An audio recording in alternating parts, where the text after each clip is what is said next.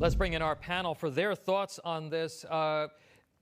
Congressman, let's start with you. I was really taken by just the level of detail, the painstaking detail that they have to go through. It's very, very tedious. You heard some of the statistics out there, and again, no legal determination has been made, but there are clearly a lot of ballots that they have in question here. It does seem that the Biden administration is preventing them from doing some further investigation, and also folks in Maricopa County. Your thoughts? Also hear that the Biden administration is telling the DOJ to remain hands-off on this. That is appalling. Why would the Biden administration not want every single American, Democrat or Republican, to feel safe and secure about the election process? This is one of the most basic fundamental things that we should have trust in every time that we go to cast a ballot, again, whether you are Democrat or Republican. But I think it's obvious what the Biden administration is doing. This is political, and they fear that you're going to find problems with it. Stacy, just going over a couple of those numbers that they talked about in the hearing today. 74,000 more ballots were received than had gone out. Those may not have been recorded properly. 11,300 were voted, but were not on the voter rolls until sometime in December. And again, we don't know what's behind this. It could be incompetence. It could be something more intentional than that. Your comments on what you've heard today. 70,000 more ballots than what were sent out. This is the poster case for what's wrong with the Democrats' plan for federalizing elections nationally through H.R. 4. So I love hearing that it was painstaking, because that's what auditing is about. That's what financial auditing is about. That's what bankers go through. It's what certified public accountants go through.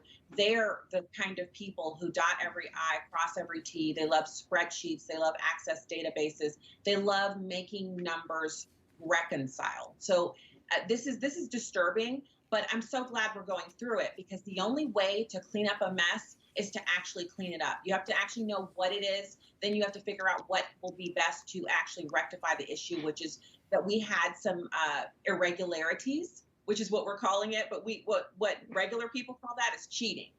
So we need to take care of it. And I'm glad they're doing this, and I'm glad you're covering it here. This is important. AJ, your thoughts on what you've heard today from the hearing? Well, what's most unfortunate about this is that House Democrats are actually investigating cyber ninjas. So instead of investigating the election, finding out what happened, you're going to investigate the company that's auditing and investigating what went wrong. This is so clearly partisan, and this is unfortunate, because Democrats had an opportunity to show that they cared about the foundation of this country, which is our elections. If Americans don't feel that their voice counts, that their vote is being counted fairly, that things are being done correctly, that completely harms our democracy. So we need to really make sure that Democrats are taking these elections seriously, taking these charges seriously, and doing their job. You can investigate Trump multiple times. You can investigate the January 6th riots. Then why can't you investigate election fraud? Why is that not a priority? And the only answer to that is partisanship, plain and simple. Yeah, Congressman, I'm going to give you the last word on this. It is clear that the House Oversight Committee intends to investigate the investigators in Arizona. We still haven't heard from of anything about the Durham probe. We're not investigating Hunter Biden and his art deals and everything else. Your thoughts on the way the Democrats are politicizing this? Let me give you a concrete example of how absolutely, utterly hypocritical the Democrats are.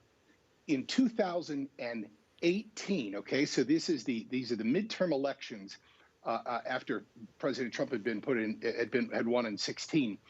It was Elizabeth Warren with a ton of other Democrats in both the House and the Senate that fired off letters to the DOJ and more, concerned about irregularities in voting. And they even pointed out Dominion systems, for example, which President Trump brought up repeatedly after the last election. And they said that we have some real concerns with all of this centralized power and the computing and all these numbers and no paper ballots whatsoever. and they wanted the DOJ to investigate. They wanted something to happen because they feared that election integrity was being compromised. Where are they today? Silent, proposing more ridiculous rules from a federal level to impose on all of our 50 states. All right, thanks everybody. I want you to stand by. Coming up, Twitter turns 15 years old. And we've got a lot more to come here on American Agenda. Don't go away.